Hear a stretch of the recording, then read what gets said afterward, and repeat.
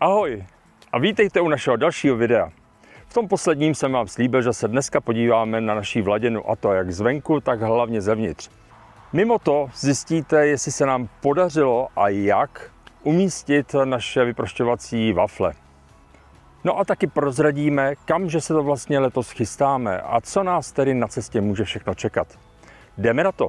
Jedeme světkem poznávat svět, střešní stan je nám domovem teď. Všude, kde spíme, svět patří nám, Fiat 500 a náš střešní stan.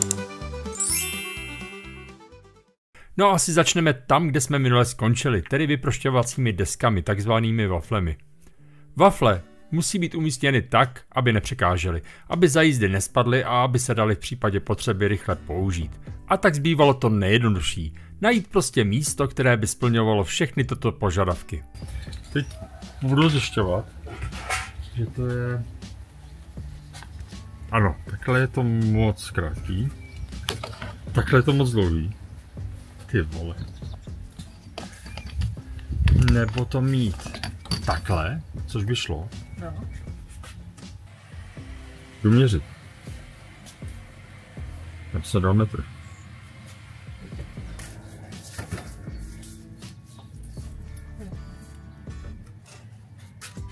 Ježišmarja, mám 17 metrů. Moje vlastní výroba. Tak ještě. Což No, tam ten mám taky znamená. Stan je... Tyba, ten je až někam... My když otevíráme, jak je to tak akorát vy. Jo. To znamená, že stan je fakt semhle podsaď kousíček nad tu čáru.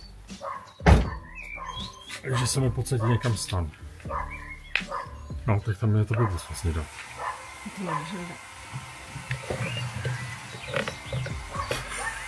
Trošku to upravíme pro přesun v čase. Takhle by to šlo i. Ale, a že by to bylo na jedné straně a koukej se, a my se dostaneme skoro až k tomu. Tak pak jenom vymyslet nějaký držák. Ne? No, nějaký držák, který by... Ty vole... Ano, přesně tak. Držák, který by. Naštěstí v hlavě bliknul nápad a realizace byla otázkou 2-3 hodin.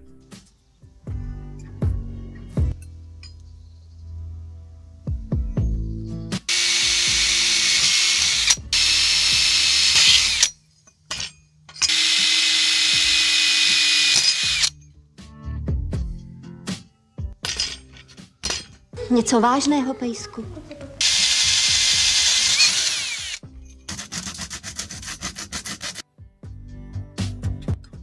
No tak to musím bohnout. Tady by to bylo v pohodě, ale tady jak je ta střecha. Jo, tam musí vejít. Takže prostě kousíček vohnout.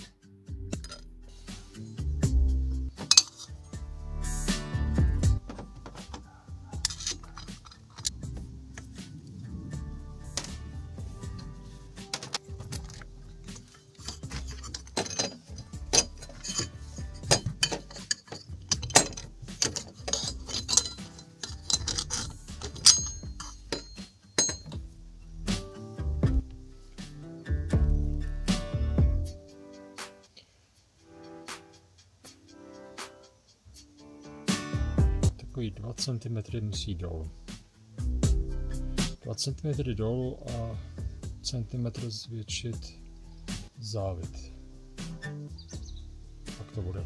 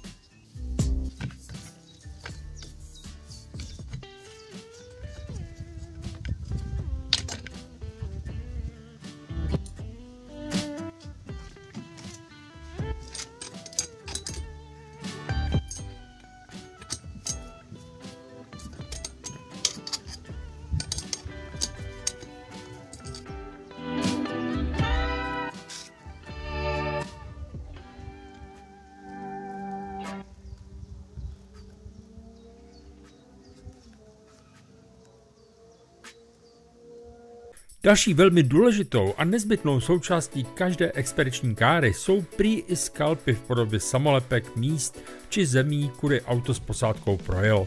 A tak ani my nezůstáváme pozadu a věříme, že se naše album bude pěkně plnit. Laděna už je dávno expediční kára. Nechci vyserovat, tady je taky ještě. Co? Kde? Tady takhle. Radit já umím. Jo. Jo, teď to vypadá dobře. Ale to by si mohla všechny ty okna, když jsi v tom, ne? No to možná později. Jako v tom mytí. No říkám, že možná později. Tady máš. A šup, pojď lepit. To zvládneš. Ne. No a tak jsme postupně nalepili malé MPZky zemí, kam jsme se prozatím spolu s naším Fiatem 500 v Laděnou podívali.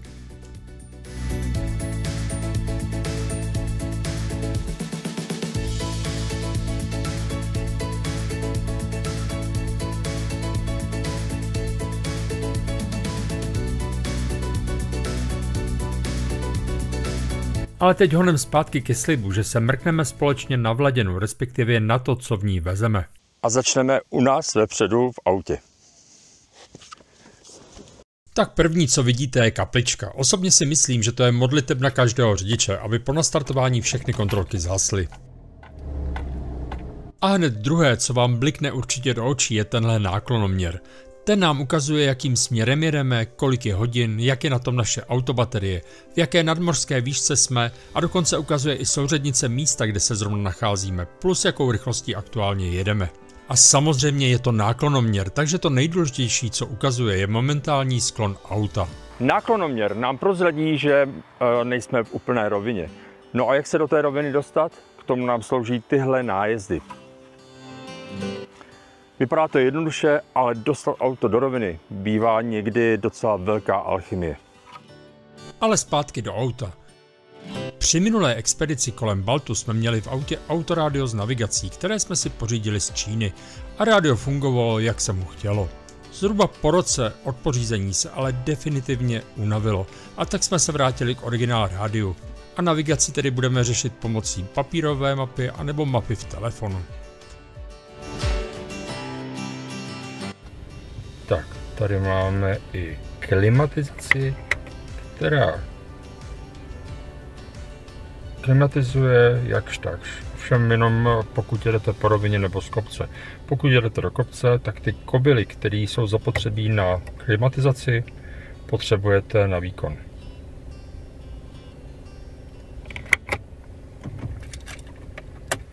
Hodně lidí zajímá také, jak to vypadá u nás se za zadními sedačkami.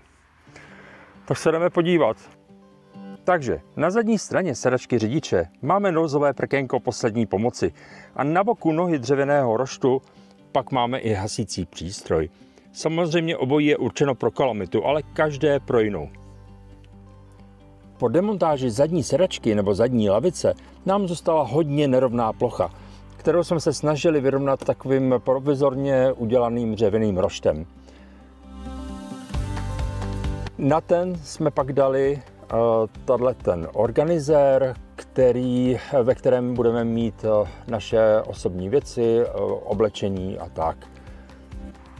No a nad hasicím přístrojem máme náš hlavní zdroj energie, ze kterého jde šťáva do naší ledničky, do osvětlení v kufru auta a do zásuvek pro nabíjení telefonů nebo kamery. Tenhle zdroj je pak dobíjen při jízdě ze 12V zásuvky nebo když stojíme, tak ze solárního panelu.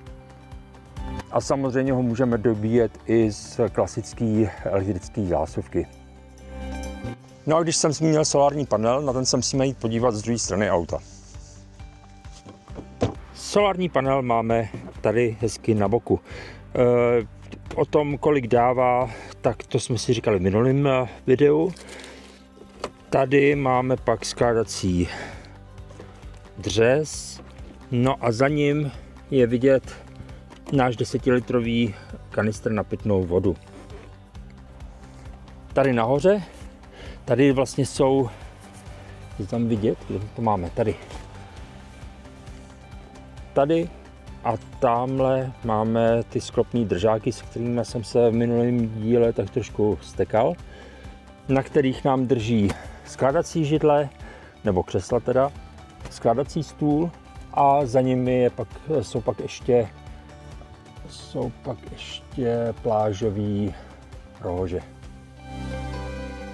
V okénkách máme ještě polštářky na spaní. No a to je ze předku asi víceméně všechno. A jdeme se podívat teda do kufru auta.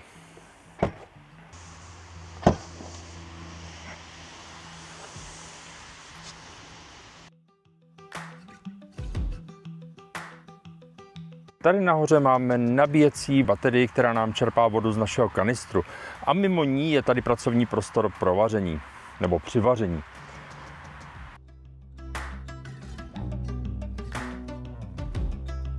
Vážení páni mecenáši naší výpravy, této slavnostní chvíli chtěl bych poděkovat za všechny české výrobky, které nám budou cenným platidlem při směnném obchodu s divochy.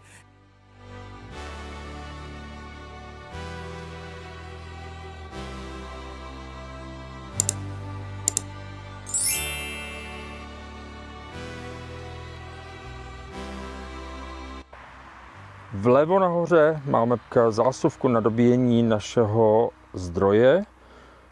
Pod zásuvkou jsou dva vypínače, kterými rozsvicujeme světlo buď tady v té levé části, anebo pak pravým tlačítkem tady v té pravé části. Když jsme u těch zásuvek, tak pak tady máme zásuvku na dobíjení mobilu. Jak USB, tak USB-C. Když se posuneme kousek níž vlevo, tak v loňské verzi tady byla mini baterie a solární regulátor. A taky dole byla dřevěná bedínka s věcmi pro uvaření kávy. Teď tu ale máme kafekoutek pro rychlou přípravu dobré kávy. Máme tady konvičku pro 4 porce, konvičku na 2 porce, šlehač mlíka, kafe, podšálky, šálky. Aby nám to při cestě nepadalo, tak máme vyfrezované díry přímo pro šálky a pro všechno jsou prostě vyfrezované díry. Takže se to za jízdy ani dokonce ani ty podšálky. V šuplíčku pak jsou zatím naše plecháčky, třeba na ranní kávu. No a následuje vlevo výsobný díl. Ten se vysouvá celý v kuse, kde v horní části máme vařič. Ten vařič je na plynové kartuše. Jak jsme zjistili, tak jedna kartuše nám stačí zhruba na 2 až 3 dny. No a aby nám vítr neuhasil oheň, tak máme i 2 stěny. Jedna je takhle sklopná a druhá stěna je tady taková variabilní, kterou můžeme dát buď vlevo nebo vpravo, podle toho, jak nám fouká vítr, odkud nám vane vítr. Když vaříme kávu, máme ještě, teď nevím, jak se tomu říká, prostě aby nám konvička dobře seděla na vařiči. No a v zadní části, úplně tady vzadu, máme základní koření plus párátka. Ve spodní části toho výsobního šuplíku je pak něco jako malý špajs, nebo špajska, nebo jak se tomu říká, kde budeme mít trvanlivé potraviny, které nemusí být nutně v ledničce.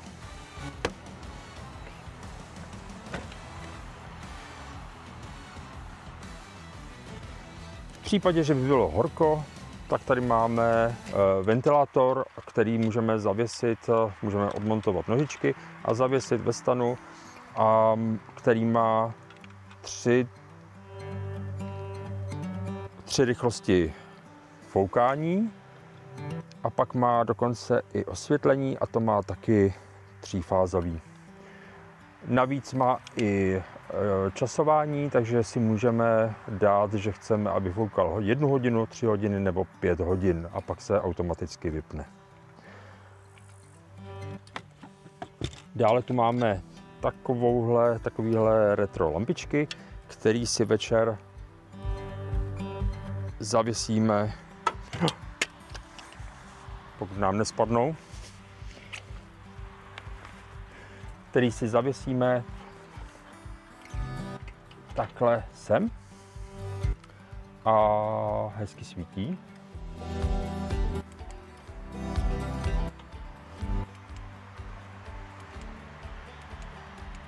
Tak. Mají jak studené, tak teplé světlo. No, tady máme tu jednu kartuši. Těch povezeme samozřejmě víc. V pravé části máme taky výsuvný šuplík, vlastně 2 výsuvní šuplíky. Díky tomu, že jsme si pořídili jinou lednici, tak jsme ušetřili místo nad lednicí a tam nám vzniknul šuplíček. Ale nejdřív se teda podíváme na výsuvný šuplík s lednicí. Jak jsme už minule říkali, tak je to lednice o objemu 15 litrů nebo obsahu 15 litrů, kompresorová. No a jak nám bude sloužit, to uvidíme. No. A nahoře pak je teda šuplíček výsuvnej, kde máme po vysunutí prkínko, třeba na krájení zeleniny, na přípravu prostě jídla. A pokud to prkínko vyndáme, tak pod prkínkem máme ještě jedno prkínko. A pod malým prkínkem už jsou pak kuchyňské potřeby, příbory, nože, škrabky, máme tady pytlíky na odpadky, máme tady houbičky na mytí nádobí, zapalovač, hořák, to je spíš podpalovač.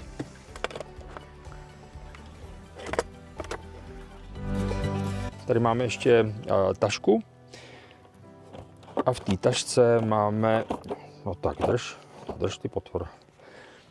A v té tašce máme talíře, hrnec, pánvičku a ještě jedno prkínko, na který si postavíme třeba na stůl horký hrnec. Málem bych zapomněl, na pití tady máme 2 plastové skleničky plus 2 plastové skleničky na víno. Jsou tady. Je tady i plechový kufřík, kde máme nejnutnější nářadí. Pak máme světlo do stanu, taky nabíjecí. No a provizorní sprcha je udělána z plastové lahve a korpítka. Úplně postačující. No a taky jsme neplánovaně přezuli. Naše letní 15kový pneumatiky mají to nejlepší za sebou. Loňská cesta jim dala fakt hodně zabrat. A tak když jsme se rozhodovali, jestli koupit narychlo letní pneumatiky, zeptali jsme se odborníků a dalších cestovatelů, kteří mají větší zkušenosti s tím, kam jedeme. A všichni nám shodně poradili, ať přezujeme na celoroční pneumatiky.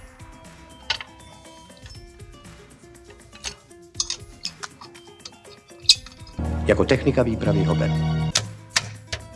Nejsem příznivec celoročních pneumatik a stojím si za tím, že letní pneumatika dokáže v létě víc než celoroční a to samý zimní pneumatika v zimě. Uvidíme, jestli mě tyhle pneumatiky přesvědčí o opaku. Naše nové celoroční pneumatiky mají momentálně vzorek 7 mm a jsem zvědavý, jak to bude po návratu. Jinak koho to zajímá, tak tohle auto má světlou výšku nějakých 11,4 cm. Což není mnoho. Nic moc, ale my to dáme. A je na čase prozradit, kamže to tedy vůbec nakonec jedeme. Čeká nás cesta, dlouhá a dobrodružná a hlavně dost šílená. Všechno začne dvoudenním přejezdem naším minikemprem Fiatem 500 v Laděnou do Benátek. A tam hup na trajekt směr Řecko, kde to všechno začne. Čeká nás Balkán bez hotelů a pokud možno bez kempů a hlavně mimo města. Chceme okusit zbytky balkánské divočiny, ale také najít krásné pláže, panenskou přírodu a když se zadaří, tak občas i sprchu. Zbláznili jste se vy nebo CML? Prostě 4 kola, 3 týdny, 2 blázni a žádný pevný plán. Sledujte naši cestu, protože když se tohle mini auto vydá na takovou maxi expedici, je to vždycky jízda. Závěrem bych chtěl poděkovat všem, kteří nás sledujete. Moc si toho vážíme a zároveň se musím omluvit, že další velká videa budou až po našem návratu. Je bohužel pro nás technicky nemožný střihat a zveřejňovat videa během cesty. Samozřejmě se budeme snažit uveřejňovat nějaká short videa na YouTube a fotografie na Instagramu. Pokud se vám naše videa líbí a chcete nás nějak podpořit, napište nám komentář, dejte like a sdílejte naše videa co nejvíce lidem. Díky moc. No a to je pro dnešek opravdu všechno. Nás čeká teď nasadit na autostan, zbalit pár věcí a jedeme. Takže mějte se krásně a ahoj příště. Tak šťastnou cestu.